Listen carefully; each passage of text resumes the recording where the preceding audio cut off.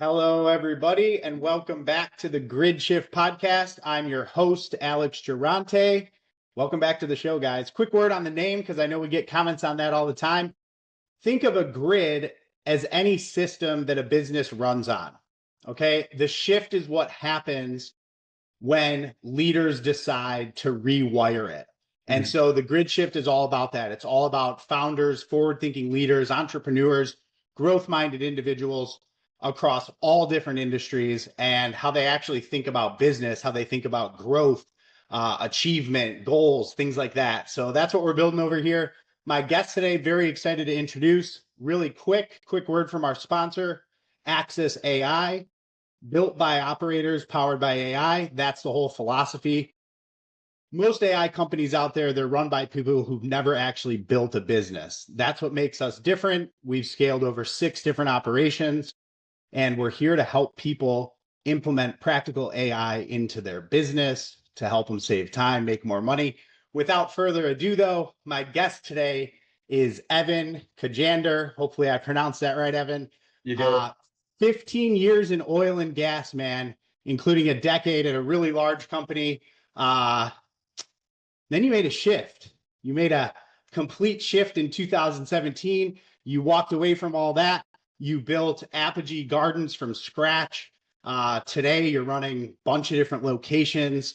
You're doing well, scaling, keeping things growing. So welcome to the show, man. Awesome to have you on. Thanks, Alex. Excited to be here. Sweet. So in our prep call, you had said something that, like, honestly, when you said, I was like, wait, did I hear that right? You said, cannabis and oil and gas, they actually have a lot in common, or they have very similar things. And I'm like, huh. And that really, that analogy, I was like, I want to know, I want to dig into that a little bit more. So let's kind of start with, where your career started and how you got here. And then we'll get into the other part of your career next. But yeah, tell us a little about yourself, man. Yeah, thanks, Alex. So undergrad, University of Texas at Austin. And then out of undergrad, I spent a year with Arthur Andersen. I actually quit the week before the Enron scandal, which is funny.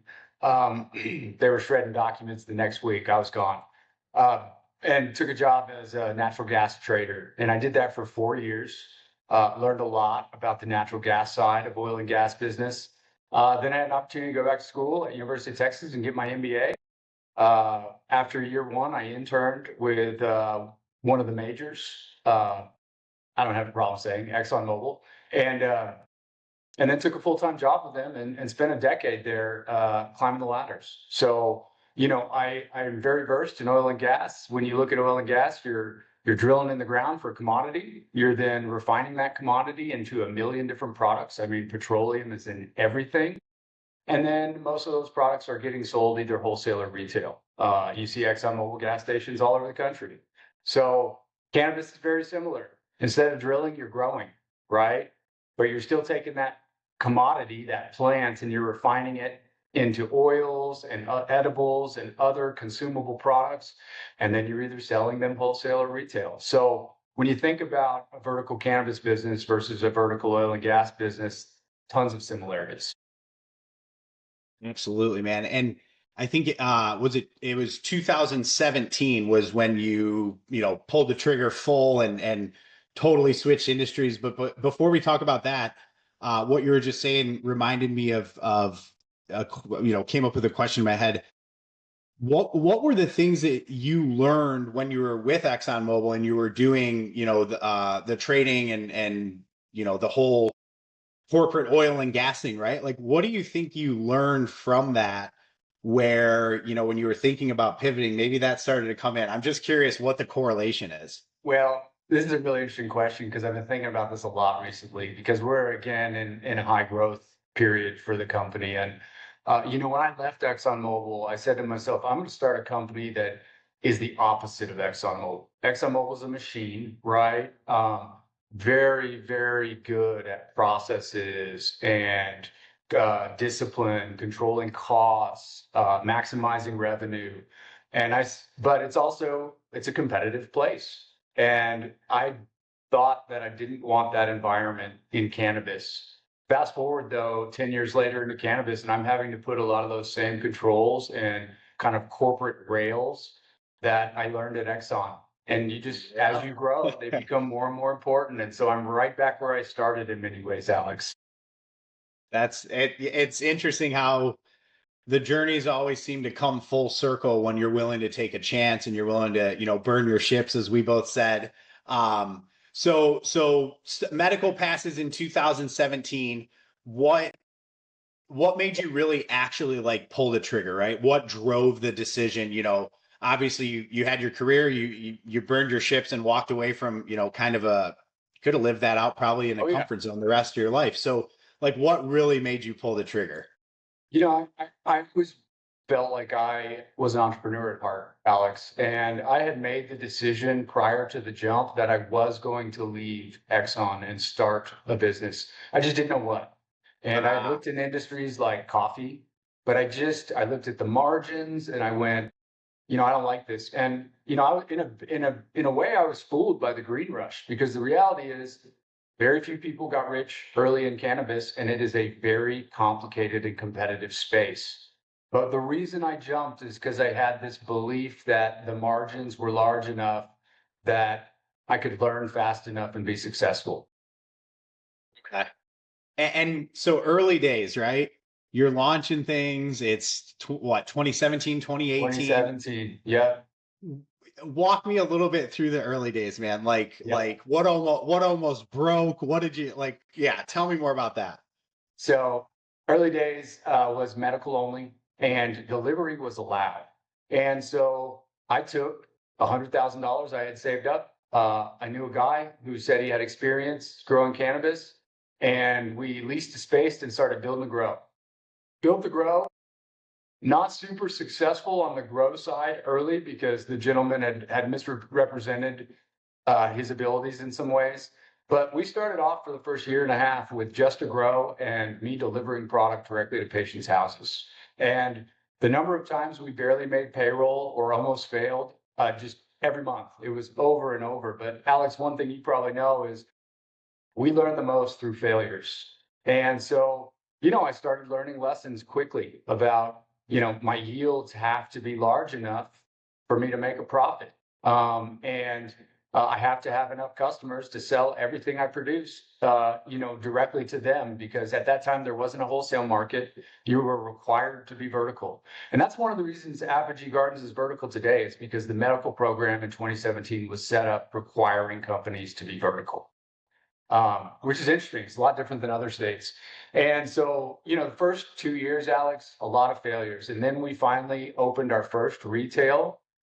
And then about half a year after that, my partner and I split ways and I took over full control. And so those couple of events in 2019 really changed the future of Apogee. And since Okay. then, we've just been grow, grow, grow. Man, and then in I think you said it was, hold on, 2022. That isn't that when something happened and wholesale became legal or something. Rec, Um, rec came yeah, so recreational. so tell me a little about that. So 2022 comes and then, you know, now we're a couple years later. What's been the pivot? What do you guys really focus on? Like just a little bit more about where the business is going and what you're doing. Yeah. So, by 2022, we had 3 dispensaries and we had maybe 5,000 square feet of grow canopy. Not a lot in the grand scheme of things. But, I have always paid myself just enough to survive and put everything else back into the business. I've done that for 10 years now. And, because 280E, it makes it challenging to grow cannabis businesses and still pay all your taxes. And so fast forward to 2022 or 2025, so 3 years, we went from 3 dispensaries to 10, and our grow canopy expanded from 5,000 to a little under 20,000. Now fast forward to this year, 2026, Alex, and there is a large trade organization in the state called the MCC, Montana Cannabis Coalition, and I am the vice president. And so I'm fairly plugged in. And, a lot of companies in Montana today are struggling. That's just over 80% are behind on their taxes. Wow. Prices have compressed.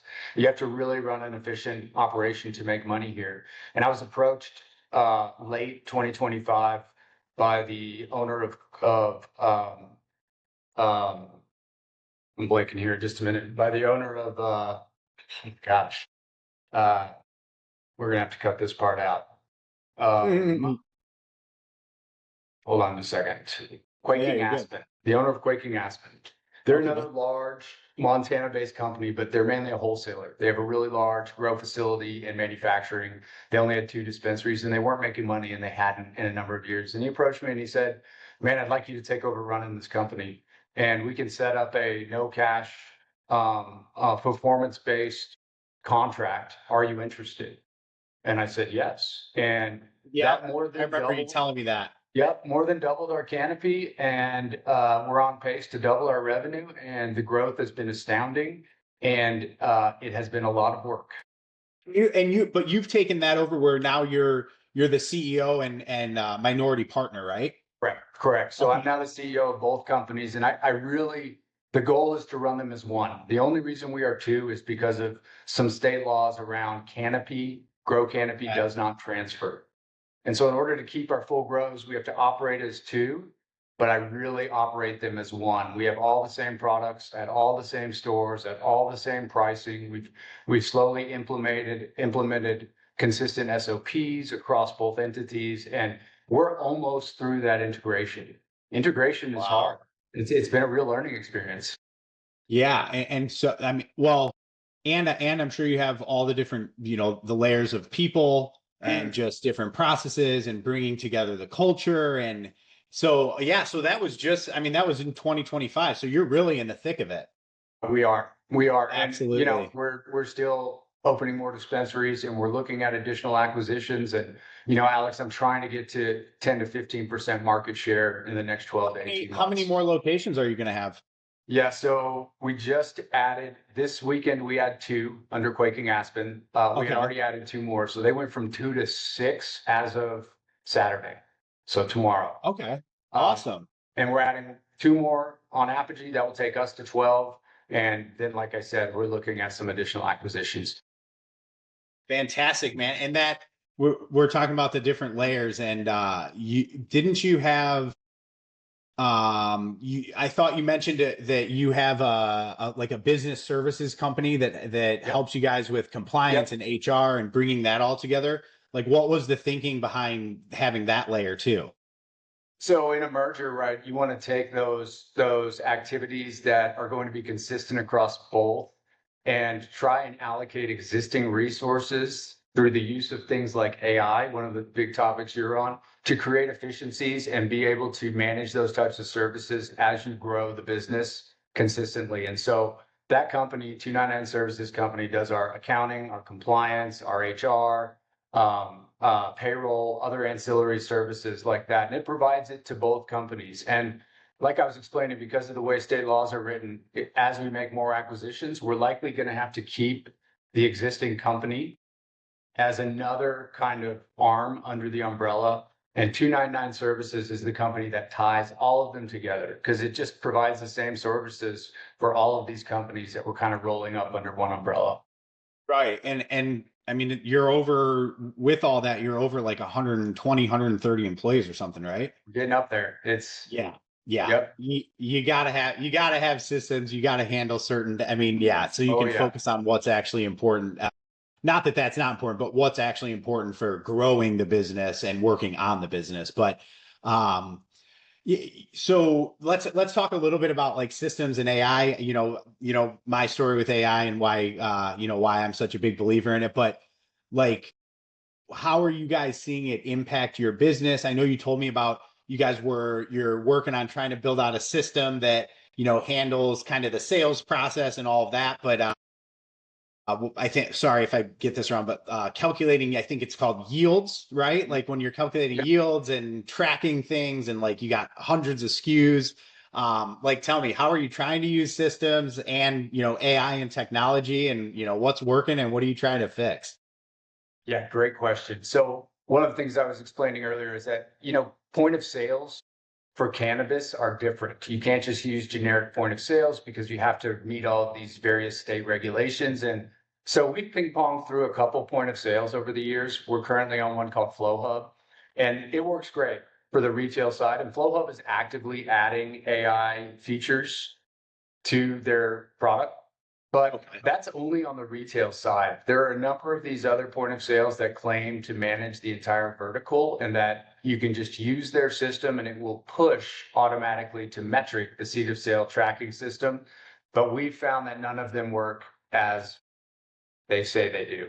And so about fourth quarter of last year, my systems guy came to me and said, I can build something better using AI, using Claude Code and all the stuff that you're heavily involved in. And we got started, and we're starting to roll it out throughout Apogee. It's been beta tested. It's doing everything we want it to, which is on your grow, you've got to know your yields. You've got to know your yields by room on every harvest. You've got to know your yields by strain, and you've got to understand how those yields change over time to identify variables that may be impacting that, good or bad, right?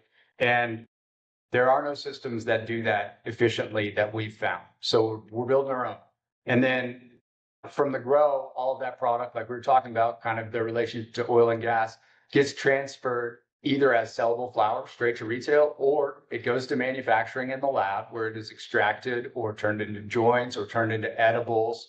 And you've got to be able to track all of that inventory. You've got to be able to track those margins to know which products to push.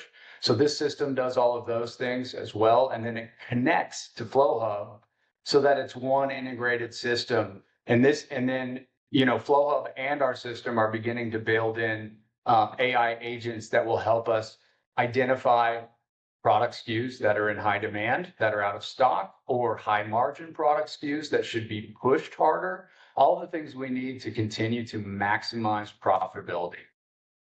Yeah, man, I think it's awesome you brought it in house, because that's one of the things with AI is it if you're willing to learn and you're willing to actually create a skill using AI, you can do a lot more in the house than having to outsource and pay a high retainer for some type of tech guy or something like that. And you can control it. You can, when you want to make a tweak, you don't wait a week for an email to come back to you or whatever it is. So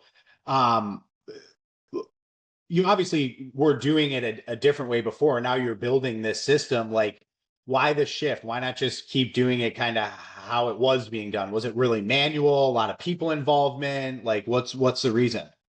Yeah, it's so manual error and FTEs, right? So it's let's automate so we can reduce the human impact. And how do we be more efficient so that the money I spend on payroll is spent appropriately?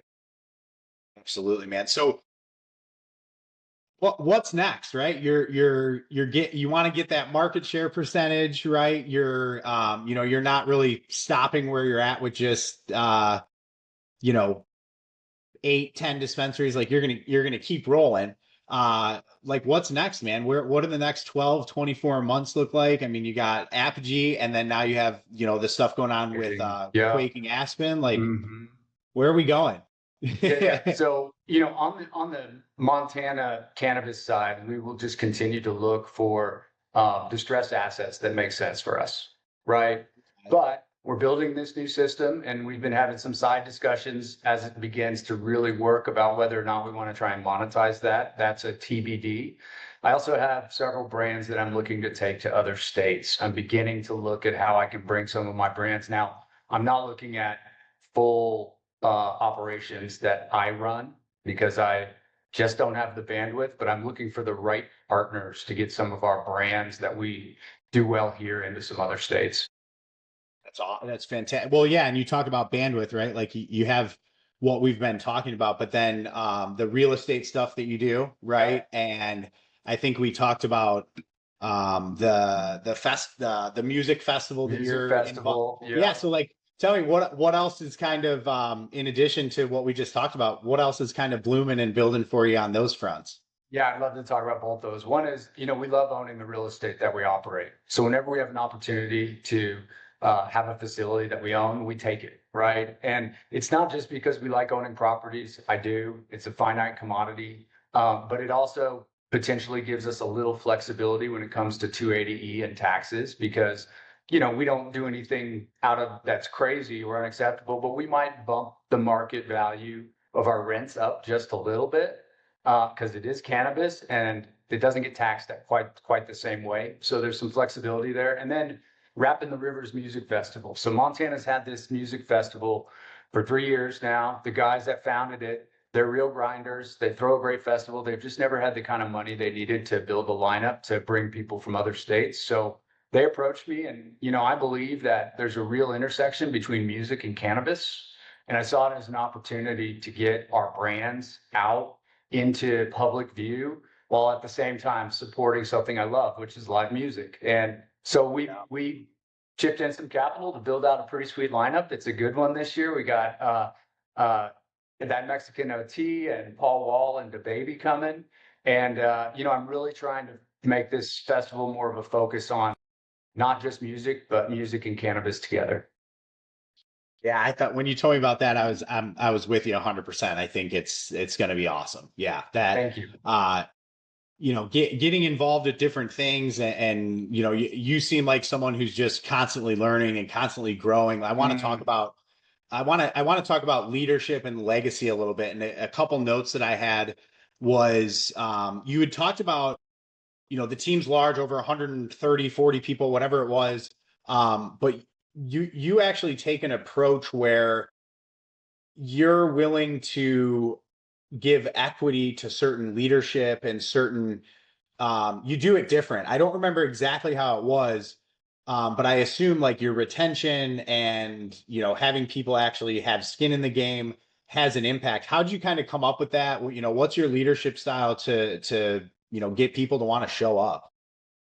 Leadership's an interesting question because the reality is leadership's a lot of hard work, Alex, right? And I have a senior management team that they've all been with me for at least 6 years, and many of them did not have previous cannabis experience. I saw an opportunity to find the smartest people in the room and figure out where to put them. And then the idea is, how do I keep them? Well, look, I think that one of the best ways to keep people is by including them in the upside of whatever you're building, right? And so I've tried to do that. I have included senior management staff on our cap table. I will continue to do so. I reward good performance. I'm a performance-based company, right? That's how we pick and choose what people do next. But I'm trying to create careers, Alex. I have a lot of people, you know the world we're in today. Jobs are getting harder and harder to find, right? And so if you're in the cannabis space, that's a very niche space, even though it's a fast growing industry. And I have some people that just love it. And, they've come to me and said, I want to do this for the rest of my life. And whether I'm at the helm or not, I'm trying to create an entity that can live on past me and offer those people the kinds of careers that they're looking for. I love that, man. Anyone can get a job, right? That's Falling right. in love with something and wanting, getting up, fired up every morning to actually go do it. That's, I'm sure that's what you love about what you do, what you try to instill, and you obviously know it motivates other people. That's why I love what I do now. I mean, I lived that job lifestyle for a long time, and it's yeah, man, I love that. Now, let's talk about the family aspect. I explained to you on the pre-podcast, I have a family business as well that's been around for 36 years. What's it like building something like this with family in the room, right? If I remember correctly, it's your younger brother. He helps you on the operations and grow side, I think. Yeah, so he does that, and my dad's a lawyer by trade. He's now Okay. semi-retired, minus the work I make him do. But yeah, it's very much a family business. When I started this in 2017, I called my parents and I said, I'm going into marijuana, and they were shocked. But Really? yeah, a little bit, right? Because I'm leaving, big corporate, secure, safe job to go Yeah, do this. They're like, this is elite. What are you doing? But this is fast gray. that's right. That's right. Well, my dad, the lawyers live in the gray. So he was a bit more understanding, right? But, fast forward 6 months and they're fully behind it. And then 6 months after that, I asked my youngest brother if he wanted to come up and join. He was selling annuities in Houston. He said yes, and he's our head grower. And so it's very much a family affair. He's also the second largest shareholder in the company. And you know, my dad's still very much an advisor and does a lot of legal work, and he hasn't billed me near as much as he probably should. And so it's kind of a win-win for me. I get to stay around my family. I get some cheaper legal costs. It's been really good, and they've That's been very awesome. supportive. And frankly, it's brought us closer together as a family. Yeah, I can relate to that as well. Things kind of came full circle for me the last couple of years from going out and working 15 years with 4 different companies and helping them scale their businesses. And then it all comes full circle. My dad and I are having some conversations, and he's like, "Hey, let's give this thing a hurrah, man. Like, let's do this." And sometimes it just comes full circle, and it has its ups and downs and its challenges. But I too, like you just said, I'm a believer that if you let it actually brings you much closer together. No Yeah, doubt. We're love it, working man. working through the hard things with people you love makes it more rewarding. Yeah, agreed, man. So before I ask, we got a tradition on the podcast. It's called our magic wand question, which will come at the very end. But before I do that, what's the best way, first, anything launching, anything you want people to know about, the next 30, 60, 90 days. And then in addition to that, where can people find you? Social medias, websites, stuff like that. We'll get all of it in the description for everybody. But yeah, tell us where we can find you and what's going on. Yeah. So the dispensary brand names that we operate now in Montana are Apogee Gardens, Hush, and Melts. Hush and Melts are both Quaking Aspen dispensaries. And so those 3 dispensaries, you can find our products throughout the state. We're all over the state. Any one of them will have the same products, same prices. Social media is apogeegardens.com is our website. At Apogee Gardens is our Instagram. And then quakingaspen.com is Quaking Aspen's website, and their Instagram is the same, at Quaking Aspen. And so please find us and follow us. Our accounts are private, so we can only post. It's state law, so we can only post to our followers. So please join. Awesome. No, absolutely. We'll get all of that in the description of the episode when we get it launched. But yeah, guys, give them a like, give them a follow, check out what they're doing. I've already done it, and they got some cool content, some fun stuff, all different kinds of stuff. So whatever your cup of tea is, I think you'll find it over there. I was checking out the Instagram. I like some of the content for sure. Yeah, so here we go. Magic wand question. So we talked about, the goal getting, more market share in Montana by the end of the year, early next year. So here's the question. If you had a magic wand and you could wave it over one thing in business right now, maybe something holding you back, slowing you down, what would that one thing be for the magic wand? I'm going to go with both state and federal regulators and regulations. There's a whole lot changing right now at the federal level, and nobody's really sure exactly how it's going to shake out, both good and bad. And so, I think clarity there would really help me be sure and either reinforce the direction I'm on or tell me I need to pivot. So, regulations have always been very challenging in this space. They continue to be one of the pain points. There we go. Well, man, I love the conversation. The parallels between, oil and gas and going to cannabis that you explained, like, I think that that's very interesting. I don't think many people are going to think that. So, great hook for the episode. But yeah, man, it was awesome to have you on. I also appreciate you talking about, like, just the leadership mentality and, family, talking about the real of what it takes, what it's been like, the challenges, the ebbs and flows. Really enjoyed the conversation, man. Anything else you want to share with everyone before we stop recording? But yeah, Evan, this was awesome, Nope, man. I just appreciate it. want to say thanks, Alex. This was really cool, and I think what you're doing is really great. Thanks, man. I appreciate that. Well, everybody, again, our guest today was Evan Kajander. We will get everything posted in the show notes below. Like, subscribe, follow, and remember, we'll see you next time on the next episode of the Grid Shift podcast. Thanks, everybody. Bye. Thank you.